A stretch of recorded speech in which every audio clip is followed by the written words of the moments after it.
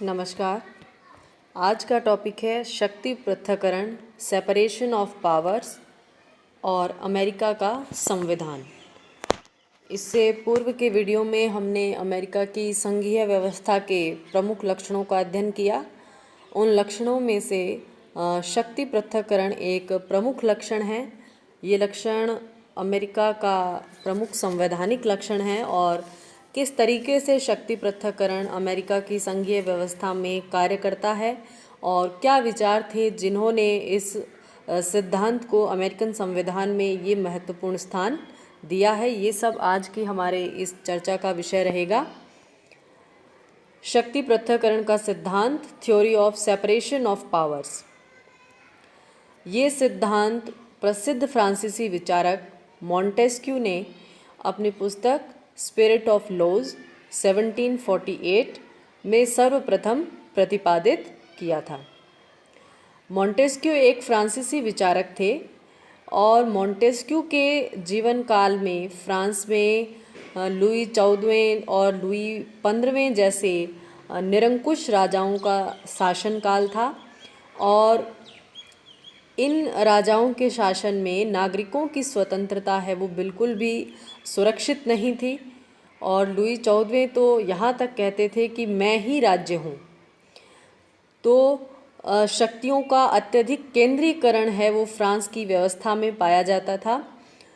तो मॉन्टेस्क्यू की चिंता ये थी कि ऐसी किसी शासन पद्धति का इजाद किया जाए, आविष्कार किया जाए जिसमें नागरिक स्वतंत्रता है उसको सुरक्षित रखा जा सके, उसके अधिकारों का हनन करना संभव न हो सके सत्ता के द्वारा।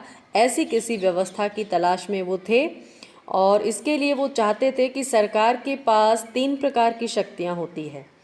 विधायी शक्तियाँ, कानून बनाने की शक्ति, कार्यपालिका शक्तियाँ, उन कानूनों को लागू करने की शक्ति और तीसरी शक्तियाँ होती है न्यायिक शक्तियाँ, न्याय करने की शक्तियाँ, विधियों की व्याख्या करने की शक्ति।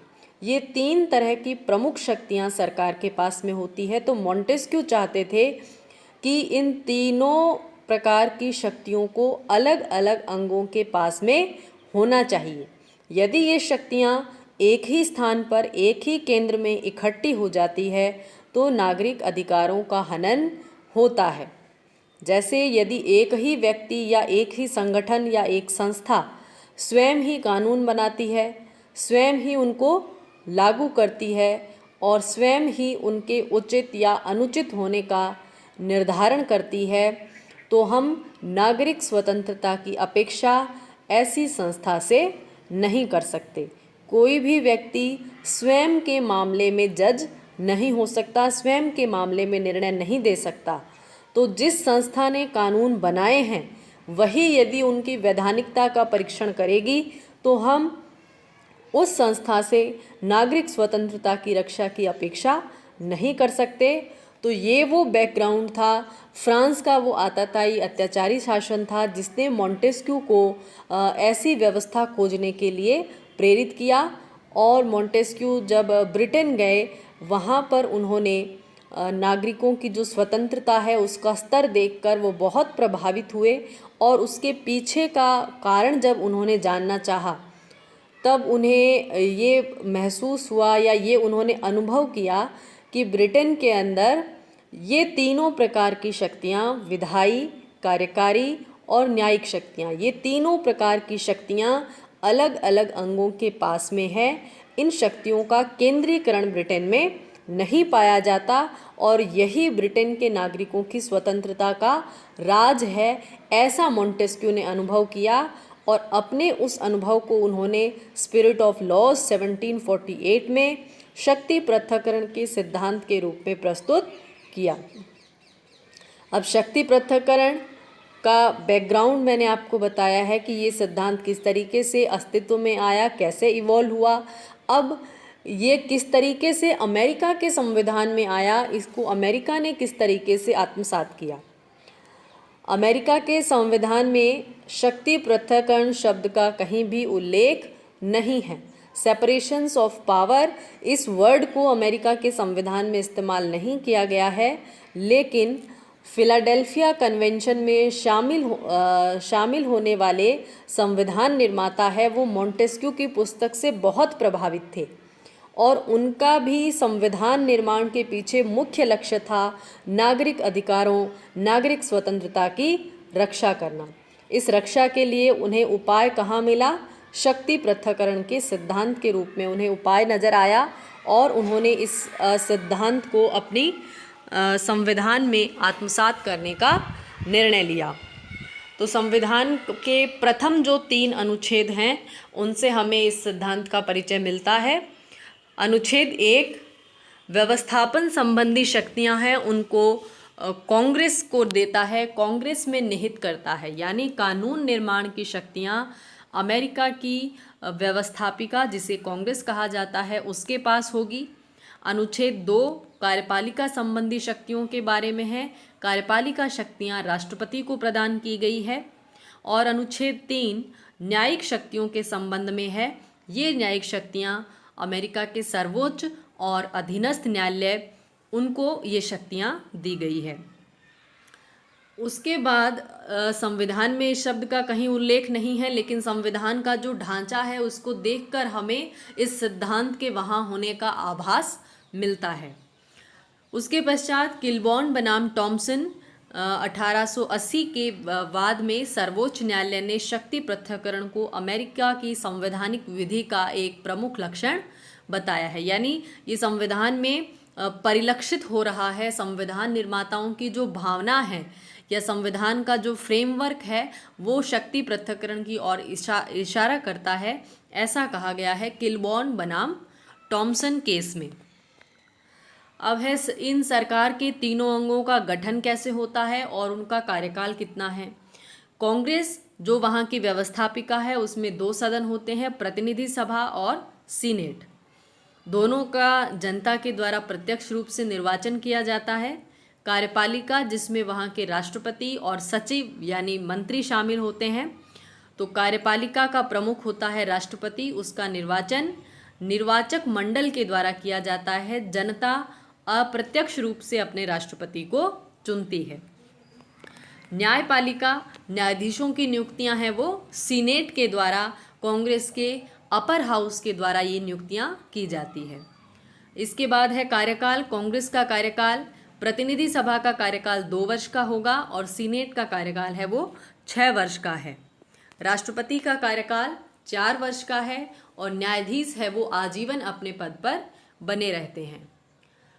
शक्ति पृथक्करण के सिद्धांत को फॉलो करते हुए ये व्यवस्था की गई है कि कोई भी अमेरिकन नागरिक एक समय में एक ही अंग, विधायिका या तो कार्यपालिका या तो न्यायपालिका, इन तीनों में से किसी एक ही अंग की सदस्यता प्राप्त कर सकता है। एक व्यक्ति के पास एक से अधिक प्रकार की शक्तियां हैं वो केंद्रित नहीं की जा सकती। और ये जो पृथक्करण किया जाता है उसके पश्चात व्यवस्था की गई है कि कोई भी अंग दूसरे की शक्तियों में, दूसरे के क्षेत्र में हस्तक्षेप न करे। अब ये जो पृथक्करण कर दिया गया है, अंगों की शक्तियां अलग अलग कर दी गई है। अब इसके शक्ति के अपने अपने क्षेत्र में प्रत्येक अंग सर्वोच्च हो गया है। व्यवस्थापिका कानून निर्माण के क्षेत्र में सर्वोच्च है, कार्यपालिका उनको लागू करने में सर्वोच्च है। लेकिन फिर भी इतने पृथक्करण को करने के पीछे कारण क्या था? कारण था नागरिक स्वतंत्रता की रक्षा करना। अब यदि इस पृथक्करण के बाद हम इन अंगों पर कोई भी सीमा आरोपित नहीं करेंगे तो भी संभव है कि नागरिक अधिकारों का उल्लंघन हो जाए। हो सकता है व्यवस्थापिका ऐसे कानून बनाए जो मौलिक अधिकारों को छीनते हो, तो उसको उस संभावना को नकारने के लिए या उसके हल के रूप में शक्ति पृथक्करण करने के बावजूद एक और सिद्धांत है जो इसको व्यवहारिक बनाने के लिए काम में आता है। उसे हम कहते हैं नियंत्रण और संतुलन या अवरोध और संतुलन का सिद्धांत, theory of check and balance. यानी शक्तियों का बंटवारा तो किया जाना है लेकिन फिर भी एक दूसरे के क्षेत्र में कोई अंग हस्तक्षेप नहीं करेगा। न्यायपालिका कानून नहीं बनाएगी, कार्यपालिका न्याय करने का काम नहीं करेगी, लेकिन फिर भी आपस में सभी अंग एक दूसरे पर कुछ सीमा तक नियंत्रण रखेंगे ताकि कोई भी निरंकुश न बन सके।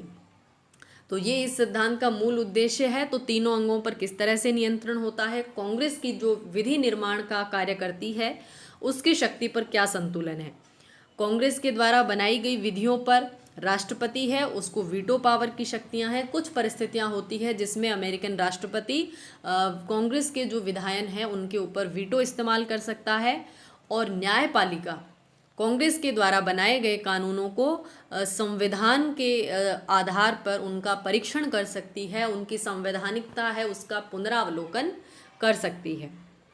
तो कांग्रेस की शक्ति पर ये दो तरह के नियंत्रण हो गए हैं। कार्यपालिका का नियंत्रण राष्ट्रपति के द्वारा जो वीटो लगा सकता है, न्यायपालिका का नियंत्रण पुनरावलोकन के द्वारा। ठीक है। इसके बाद दूसरा अंग है कार्यपालिका की शक्तियों पर, कार्यपालिका उसकी शक्ति पर नियंत्रण और संतुलन। कार्यपालिका का काम होता है विधियों का क्रियान्वयन करना, कानूनों को लागू करना।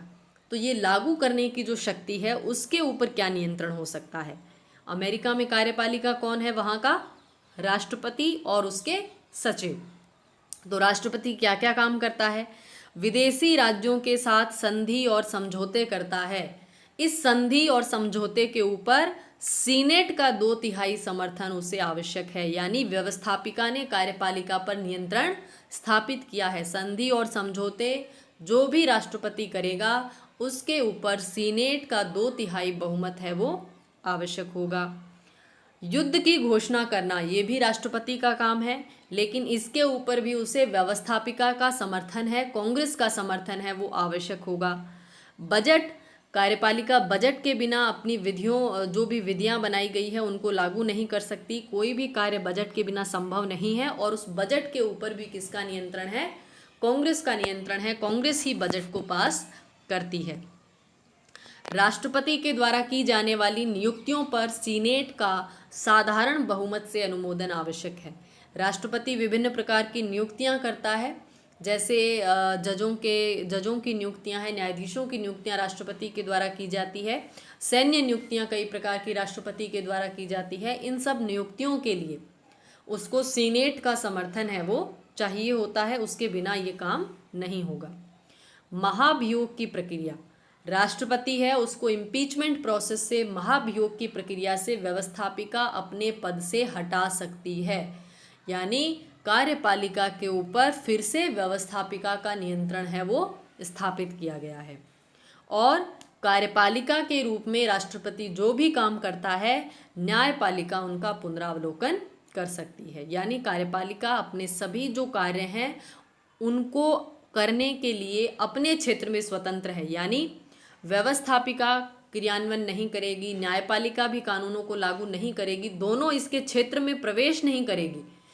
ठीक है, हस्तक्षेप रखेगी। कार्यपालिका के क्षेत्र में अन्य दोनों अंग प्रवेश नहीं करते हैं, लेकिन जो भी काम कार्यपालिका करती है उसके ऊपर दोनों अंगों के द्वारा कड़ी निगरानी रखी जाती है, वॉच रखी जाती है, उसके ऊपर एक संतुलन नियंत्रण के द्वारा स्थापित किया जाता है।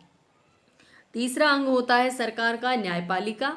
न्यायपालिका का काम है विधियों की व्याख्या करना, संवैधानिक जो प्रावधान है उनको स्पष्ट करना। इसके ऊपर भी महाभियोग की प्रक्रिया के द्वारा एक सीमित नियंत्रण की व्यवस्था की गई है। व्यवस्थापिका यानी कांग्रेस न्यायाधीशों के ऊपर महाभियोग लाकर उनको पदच्युत कर सकती है। तो ये था शक्ति पृथक्करण का सिद्धांत, जिसमें तीनों अंगों को अपने अपने क्षेत्र में सर्वोच्च रखा गया है। तीनों अंगों को अलग अलग शक्तियां दी गई है ताकि नागरिक अधिकारों की रक्षा हो सके। शक्तियों का केंद्रीकरण नहीं होना चाहिए और इसको व्यवहारिक रूप में लागू करने के लिए सभी अंगों का एक दूसरे पर कुछ नियंत्रण है वो भी स्थापित किया गया है। तो ये संघीय व्यवस्था का या अमेरिका की संघीय व्यवस्था है उसका एक प्रमुख सिद्धांत था जिसका हमने अध्ययन किया। धन्यवाद।